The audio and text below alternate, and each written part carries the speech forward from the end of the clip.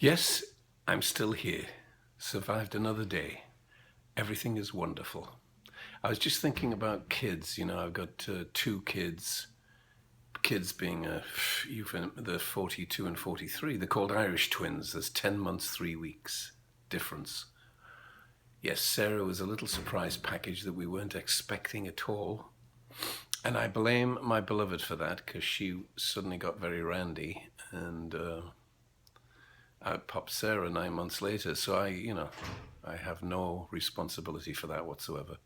But they're the most amazing things and the most infuriating things, and they drive you mad, and you can't help but love them. And they do.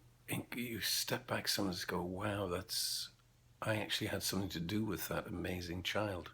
And then other times it's like nothing to do with me. It's all Val's fault. We do that, don't we? We kind of want to blame if it's going bad and take all the praise if it's going good.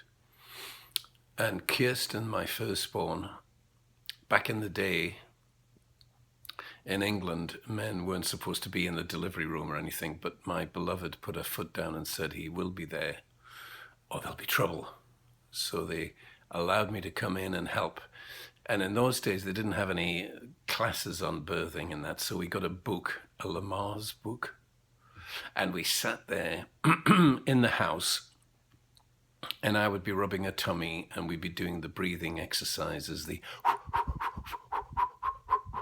and we had to come up with a song that would take her mind off stuff, so it was zippity-doo-dah.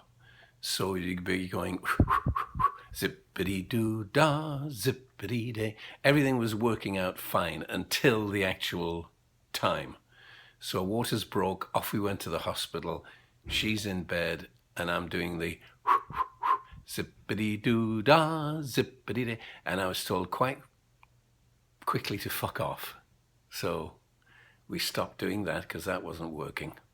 And we had a doctor who looked about the same age as us, about 20, and he was having his first real life birth. He'd been trained and done all that and watched it, but he and I were together doing this. So he had Val's left leg in his stomach, and I had her right leg in my stomach to help her to press and do everything.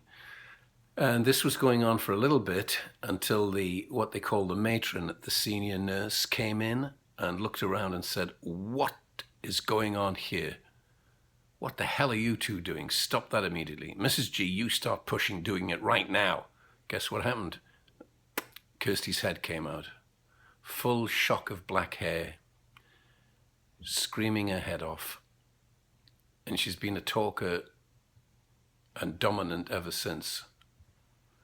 She's really in charge of her life and knows exactly what's going on and tells everybody. She used to stand there because, of course, 10 months later, out popped Sarah, who never said a word, bald as a badger, fair, so fair skin you couldn't see. It was just like white down, and never said much. And the reason she never said was that Kirsty did everything.